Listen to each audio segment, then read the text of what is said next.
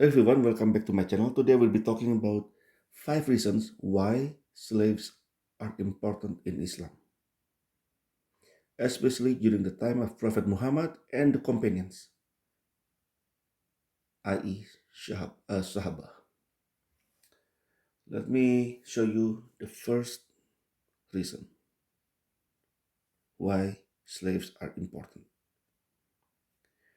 Number one, to do chores, of course. Let us read from Al Bukhari 6161, narrated Anas bin Malik. Allah's messenger was on a journey and he had a black slave called Anjasha, and he was driving the camels very fast, and there were women riding on those camels. Allah's messenger said, Waihaka, O Anjasha, drive slowly with a glass of vessels. Because on the camels there were women, right? So Muhammad told his slave to drive slowly. So this is one, but let me show you another example, a little bit more interesting. Al-Bukhari number 2094, narrated Abu Hazim. Some men came to Sahil bin Sa'd to ask him about the pulpit. He replied, Allah's messenger sent for a woman. Order your slave, carpenter, to make pieces of wood, i.e. a pulpit, for me, so that I may sit on it while addressing the people. So she ordered him to make it from the tamarisk of the forest. He brought it to her, and she sent it to Allah's messenger. Allah's messenger ordered to be placed in the mosque. So it was put there, and he sat on it. So for Prophet Muhammad, you know, the best of mankind, your slave is my slave too. Sort of like my slave is my slave, your slave is my slave too. So it doesn't matter whose slave it is, what Muhammad wants needs to get done. So that's why he ordered people, slave too, to do stuff for him, to do chores for him. No payment required, of course. And the reason number two why slaves are important. This is also very easy. I think everybody knows this one. Of course, as sex slaves. I have prepared 3 verses here.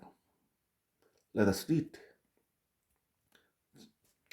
This one is chapter 33, verse 50. Quran, Surah Al-Azab, verse 50.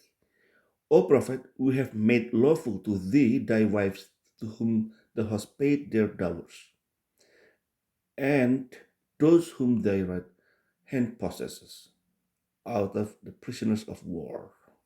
I will stop there. Actually, this is a little bit long, so I'm not gonna read the whole thing. So this is very clear. Your wives are lawful for you, and also your slaves, female captives are lawful to you. Lawful to do what? To have sex with. Of course. This is also confirmed in Surah An-Nisa, verse 24. And married women, except those your right hands possess. So, married women are prohibited, except those your right hands possess, except your female captives. Doesn't matter they are married or not. Because married women who are Muslim are forbidden. But married women who are slaves, those your right hands possess, are okay, are lawful. That's why, as you can see here, except those your right hands possess. So if you read the whole thing actually, and also prohibited to you are all married women except those your right hands possess. Simple and clear. Another one, another surah here, Surah Al-Marriage, verse 30. Except with their wives and whom their right hands possess, for they are not to be blamed. So again, this is talking about sex. Sex with your wives and your whom your right hand possess are okay, not forbidden. It is allowed. You will not be blamed. So every time they say their right hands possess means slave, prisoner of war, captives. It's always the same.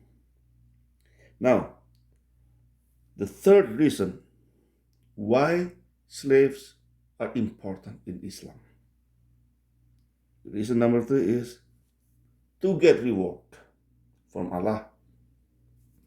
Surah Al-Baqarah verse 177, it is not righteousness that you turn your faces towards east or west, but it is righteousness to believe in Allah and the last day, and the angels, and the book, and the messengers, to spend of your wealth out of love for Him, for your kin, for orphan, for the needy, for the wayfarer, and for those who ask, and for the ransom of slaves. There you go. When you free a slave, you will get reward from Allah, because it is like giving money for the needy, helping the orphans, like steadfast in prayer. It's like charity. So you will get reward. Let me show you one more example from this. This one is Al-Balad, verse 12 and 13. And what can make you know what is the difficult path? It is the freeing of a slave. So this also confirms how freeing a slave is, you can give you a reward. Now, the reason number 4 why slavery is good, why it's allowed in Islam, why they need slaves. Every time they go for war, they take captives. They kill the men mostly. They kill all the warriors for sure, and take the women and children as slaves. And some of them, they get freed after. But why? Okay, reason number 4 is as expiations of sins. Let us read Bukhari 5368, narrated Abu Hurairah. A man came to a prophet and said, I am ruined. The prophet said, why? He said, I had intercourse with my wife while fasting in the month of Ramadan. The prophet said to him, money with a slave as expiation. Now I stop there. This is very clear already. You let go or you free a slave as expiation of sin. Very clear. It's like slaves here, like bargaining chips, You can use them for almost anything. The next one. The next one is Bukhari 3505. Narrated Urwa bin Az-Zubair. Abdullah bin Az-Zubair was the most beloved person to Aisha, excluding the Prophet and Abu Bakr. And he, in his turn, was the most devoted to her. Aisha used to not to withhold the money given to her by Allah. but she used to spend it in charity. Bin Zubair said, Aisha should be stopped from doing so. When Aisha heard this, she said protestingly, shall I be stopped from doing so? I vow that I will never talk to Abdullah bin Az-Zubair. On that, Ibn Az-Zubair asked some people from Quraysh, and in particular, the two uncles of Allah's Messenger, to intercede with her, but she refused to talk with him. Az-Zuhirun, the uncles of the Prophet, including Abdurrahman bin al-Aswad bin Yaqut and al-Miswar bin Makrama, said to him, when we asked for the permission to visit her, enter her house along with us. He did accordingly, and she accepted their intercession. He sent her 10 slaves, whom she manumitted as expiation for not keeping her vow. Aisha manumitted more slaves for the same purpose, till she manumitted 40 slaves. She said, I wish that I had specified what I would have done in case of not fulfilling my vow when I made the vow, so that I might have done it easily. So every time he vowed, she make a vow and then she broke it. So she has to free a slave. So at the end, she freed 40 slaves as expiation of sins. Well, this one actually also backed by the Quran itself. Surah Al-Maidah verse 89. Allah will not impose blame upon you for what is meaningless in your oaths, but He will impose blame upon you for breaking what you intended of oaths. So its expiation is the feeding of 10 needy people from the average of that which you feed your own families, or clothing them, or the freeing of a slave. There you go. If you break your oath, free a slave. All is forgiven. All is forgiven. That's all. And now, I already given you 4 reasons why slaves are important in Islam. And reason number 5 is to make money for you, for the Muslims. That's what slaves are for. Let us read Surah An-Nur verse 33. But let them who find not the means for marriage abstain from sexual relations until Allah enriches them from His bounty.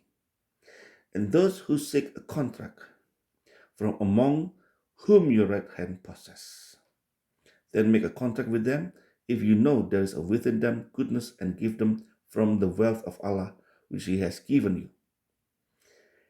And do not compel your slave girls to prostitution. So those Muslims, many of those Muslims force the slave girls into prostitution to make money for them. Right? It's like Andrew Tate. I'm pretty sure this verse is an inspiration for Andrew Tate. Make money from women. You know? This is the problem. Why they do this to the slave girls? Because how many slaves can you have for average household? Can you have 50 slaves? What are they gonna be doing? All just standing around because there are not much to do. The slaves, many of them probably die of boredom because the Muslims kept fighting others and they kept taking their women as slaves. Now once they had too many slaves, they don't know what to do with them. They didn't know what to do with them. So maybe if some of them are beautiful, and then they just sell them into prostitution. So now, this also meaning two things. The second thing means prostitution is legal in Islam. That's why Andrew Tate loved Islam. Andrew Tate and his brother, they love Islam. It's like Allah sent a religion just for them, you know. They were like, wow, this religion is customized. Islam is a religion customized for people like Andrew Tate. Anyway, so now I just want to repeat again the 5 reasons. Reason number 1, to do chores. The 5 reasons why slaves are important in Islam. Reason number 1 is to do chores. Reason number 2, as sex slaves, personal sex slaves. Reason number 3, to get reward from Allah. And number 4 is expiation of sins. And number 5 is to make money for the masters, for the owners, for the Muslim men. Those are the 5 reasons why slaves are important in Islam, especially during the time of Prophet Muhammad and his companions. Anyway, for those who follow Islam and for those who are against Islam, God bless you all. Have a nice life.